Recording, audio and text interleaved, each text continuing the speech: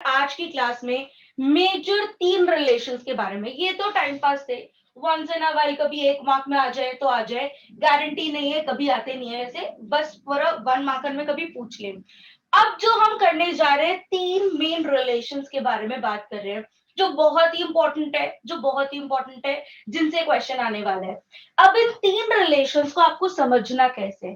पहली बात मैं आपको बता दूं, आज की क्लास जो मैं डिवोट कर रही हूँ, वो आपको ये 3 रिलेशंस जो अभी हम करेंगे, इन्हें सिर्फ समझाना चाह रही हूँ।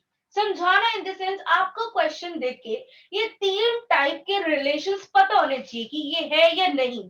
लिखना कैसे है, प्रेजेंटेशन कैसी करनी है, उसके बारे में हम कल बात करेंगे। अपने कल की क्लास में इस बात को लिखना कैसे है, मैम समझ तो आ गया, लिखना कैसे है वो कल सीखेंगे।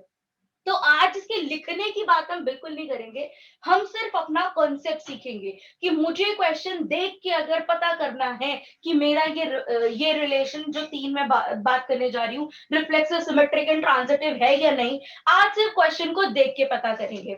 हमारा सबसे पहला रिलेशन क्या है? Reflexive relation.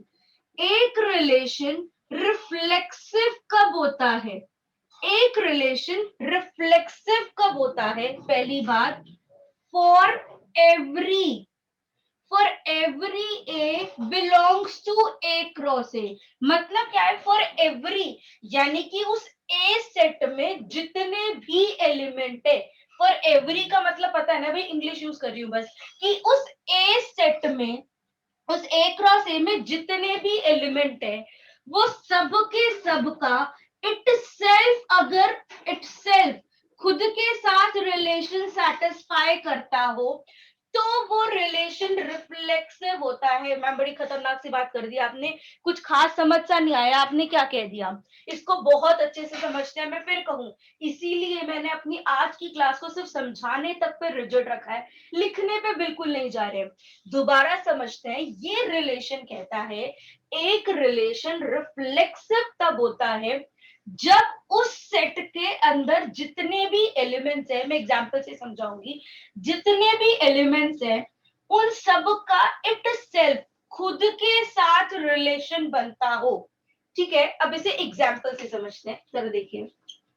मेरे पास एक ए सेट है जिसके अंदर 1 2 3 एलिमेंट है। मेरे पास एक ए सेट है जिसके अंदर 1 2 3 एलिमेंट है। मैंने एक रिलेशन लिखा, इस रिलेशन के अंदर ये एलिमेंट्स है, इस रिलेशन में कुछ ये एलिमेंट सेटिस्फाई करते हैं। अब मुझे चेक करना है कि ये जो रिलेशन मैंने लिखा है, क्या ये रिलेशन रिफ्लेक्सिव है कि नहीं, मुझे यही चेक करना है। अच्छा, पहली बात मुझे बताओ, क्या ये रिलेशन एम्प्टी रिलेशन है? क्या ये रिलेशन एम्प्टी रिलेशन है? नहीं बेबी, पाई नहीं है तो एम्प्टी नहीं है। क्या ये रिलेशन यूनिवर्सल रिलेशन है? क्या ये रिलेशन यूनिवर्सल है? क्या ये इसके कार्टेशियन प्रोडक्ट के बराबर आ रहा है, ए क्रॉस ए के? नहीं, तो ये एम्प्टी और यूनिवर्सल तो नहीं है। अब इस रिफ्लेक्सिव पे मुझे ये फॉर एवरी, इस वर्ड पे बड़ा ध्यान देना है। फॉर एवरी यानी कि इस ए सेट में जितने भी एलिमेंट है, क्या बोला मैंने? इस ए सेट में जितने भी एलिमेंट है उनका इट सेल्फ का पेयर होना चाहिए। क्या इसके अंदर 1 1 पेयर है? हाँ है। क्या इसके अंदर 2 2 पेयर है? हाँ है। क्या इसके अंदर 3 3 पेयर है? क्या इसके अंदर 3 3 पेयर है? नहीं। तो इसीलिए ये रिलेशन रिफ्लेक्सिव नहीं है। बात समझ आ गई मैं क्या कहना चाह रही हूँ? क्लियर हुआ मैं कैसे कह रही हूँ क्यों रिफ्लेक्सिव नहीं है? रिफ्लेक्सिव के लिए ये वाला वर्ड फॉर एवरी, यानी कि उस ए सेट में जितने भी एलिमेंट है, यानी कि अगर मैं इस रिलेशन में 3 3 भी लिख दूं, क्या ये रिलेशन रिफ्लेक्सिव बन जाएगा? अगर इस रिलेशन में मैं 3 3 लिख दूं तो ये रिलेशन रिफ्लेक्सिव बन जाएगा। क्यों? क्योंकि लिखा है कि उस ए सेट में जितने भी एलिमेंट है, फिर कहूं समझ लीजिए बहुत अच्छे से बात, उस ए सेट में जितने भी एलिमेंट है उन सब का इटसेल्फ खुद के साथ रिलेशन सेटिस्फाई अगर होगा, तब वो रिलेशन रिफ्लेक्सिव है, अदरवाइज वो रिलेशन रिफ्लेक्सिव नहीं है। मैं और एग्जांपल देके समझा रही हूँ। बिल्कुल मैं दे रही हूँ, एक मेरा आर है रिलेशन जो कि ए क्रॉस ए का सबसेट है।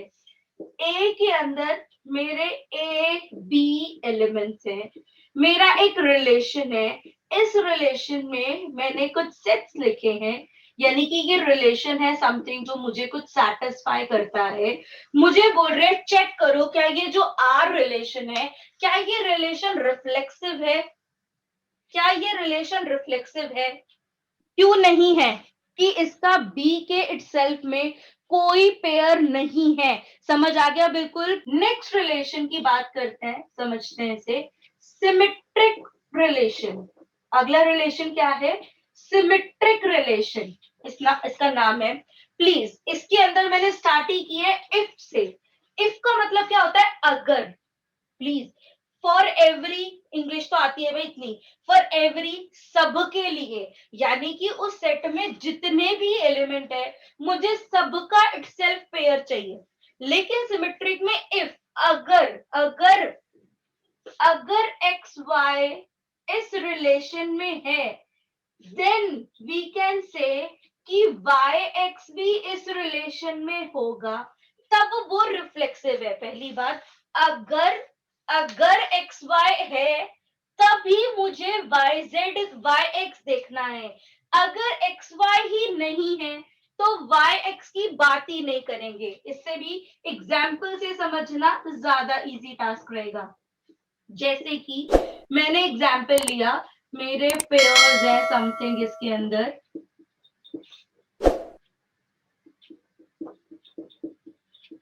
अब मुझे बताना है कि क्या ये रिलेशन सिमेट्रिक है, क्या ये रिलेशन सिमेट्रिक है। सिमेट्रिक के लिए मैंने क्या बोला? अगर एक्स वाई है, अगर एक्स वाई है, यानी कि अगर वन वन है तो वन वन का उल्टा भी करेंगे तो क्या आएगा? One one. यानी कि ये अगर, ये तो सिमेट्रिक हो गया। अगर इसे चेक करें, ये सिमेट्रिक की कंडीशन सेटिस्फाई करते हैं। इफ अगर एक्स वाई अगर वन टू है तो क्या इसका उल्टा टू वन है? हाँ है, यानी कि ये दो पेयर भी मेरी सिमेट्रिसिटी सेटिस्फाई करते हैं। अगला पेयर टू टू, ये है, इसका उल्टा टू टू होगा, ये भी मेरी सिमेट्रिसिटी सेटिस्फाई करते हैं। थ्री फोर है, क्या फोर थ्री है मेरे पास? नहीं, तो ये पेयर मेरा सिमेट्रिसिटी फॉलो नहीं करता, इसीलिए ये रिलेशन जो है वो सिमेट्रिक नहीं है। थोड़ी सी पिक्चर क्लियर हुई? थोड़ा सा क्लियर हुआ? क्या कहा मैंने? सिमेट्रिक के लिए मैंने इफ वर्ड का यूज किया है। बहुत सारे बच्चे रिफ्लेक्सिव, सिमेट्रिक, ट्रांजिटिव जान लेते हैं, लेकिन उसकी छोटी सी बात नहीं समझ पाते फॉर एवरी और फॉर इफ, और ये बातें मतलब आपका मतलब बदल देती हैं। गंदे टॉपिक में से एक है, सिर्फ समझिए बहुत अच्छे से। मैंने बोला उस रिलेशन में जितने भी पेयर्स हैं, उस रिलेशन में जितने भी पेयर्स हैं, उन सारे पेयर के उल्टे वाई एक्स भी अगर एग्जिस्ट करते हैं तब वो रिलेशन सिमेट्रिक होता है। अगर एक भी पेयर है, मतलब अगर है तो नहीं एग्जिस्ट करता, तो वो सिमेट्रिक नहीं है। जब उसके अंदर जितने भी एलिमेंट्स है सबका इटसेल्फ खुद के साथ रिलेशन बनता है। एंड सिमेट्रिक कब होता है? जब रिवर्सिबल रिलेशन भी एग्जिस्ट करता है।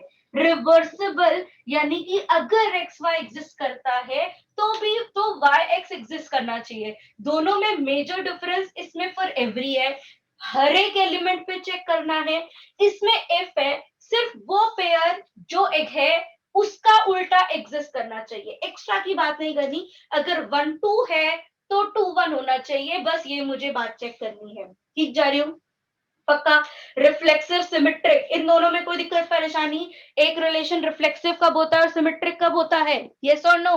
अब हम बात करने जा रहे हैं अपने तीसरे रिलेशन जो सबसे इंपॉर्टेंट है, ट्रांजिटिव रिलेशन।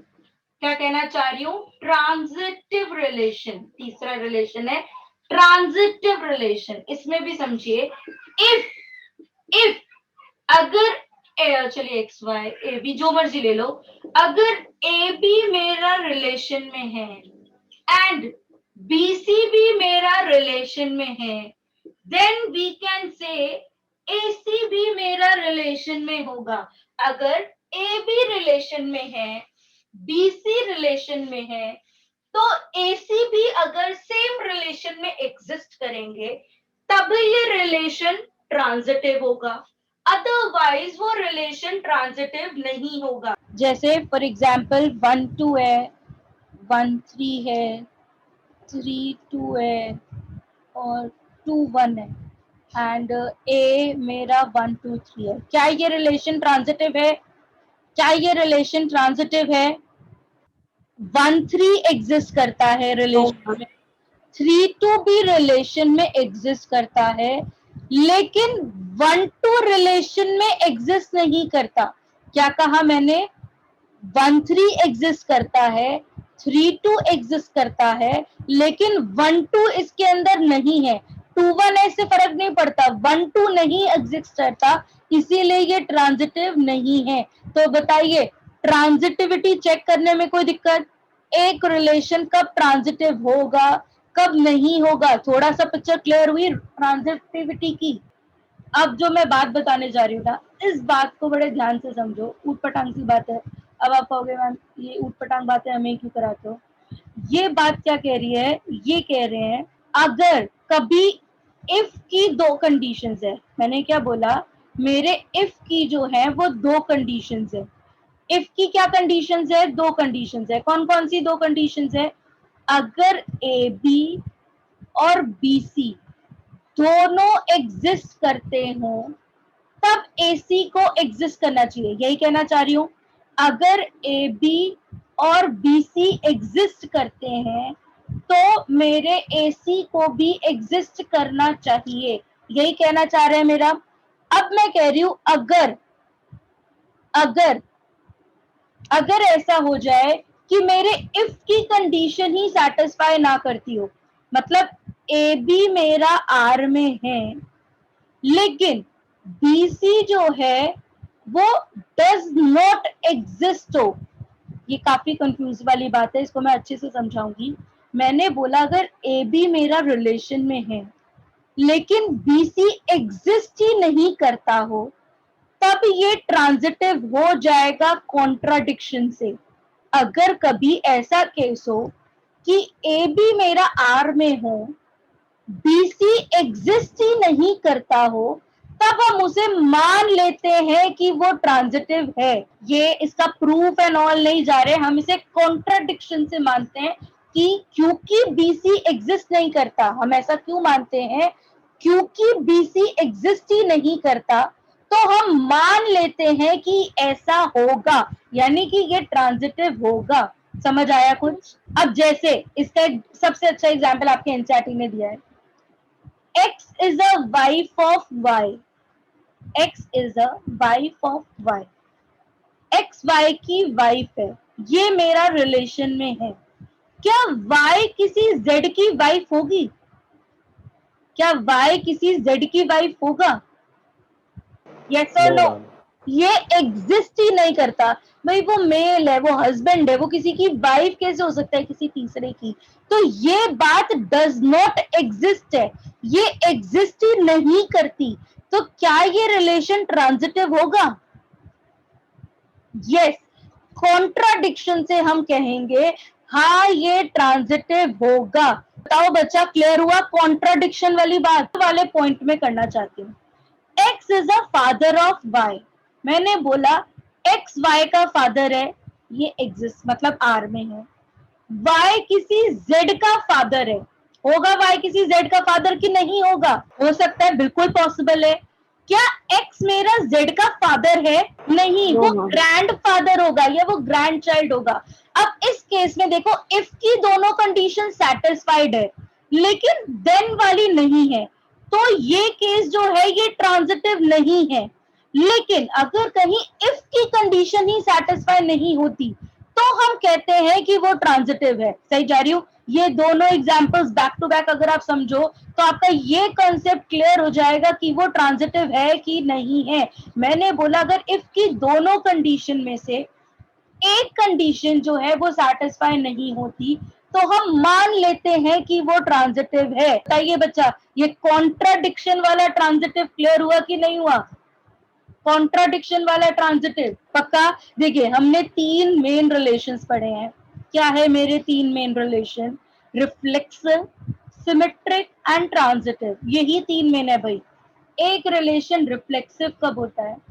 जब इफ ए लिखा है भाई फॉर एवरी ए, जब सारे के सारे ए के इटसेल्फ के साथ रिलेशन बन जाए तो वो रिलेशन रिफ्लेक्सिव होता है।